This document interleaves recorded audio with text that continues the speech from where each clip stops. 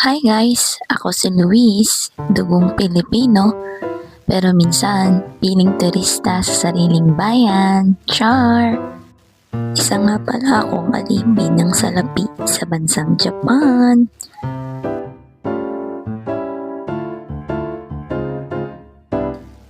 So, dito sa aking mini vlog, tayo pumunta sa J Castle. So, ito yung time ng bakasyon ko sa Pinas. Yan, minutor lang namin yan ng jowa ko kasi malapit lang siya sa amin. So, before entering dun sa castle, so kailangan muna natin ng ticket and also we have to read the guidelines bago tayo pumasok. Huwag tayong pala desisyon, sumunod tayo sa rules. At nakapasok na nga kami. Yan, nagpipiling na naman ng above.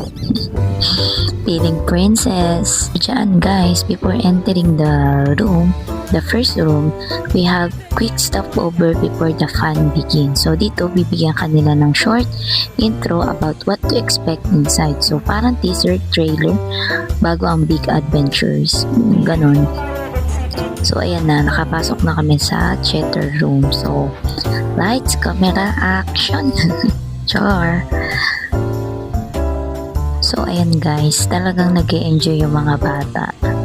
So kaming mga matatanda, dyan lang sa gilid, nakikinig. So ayan, another briefing para sa amin. Bago kami pumasok dun sa next room.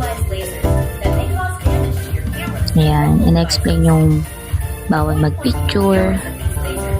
So, advice lang guys, kapag papasok kayo dyan, pag pinicturean nila kayo, magpa-picture din kayo sa cellphone. Next naman namin papasukin yung Astro Ball. So, ayan, mga malalaking bilog na may ilaw. So, ayan.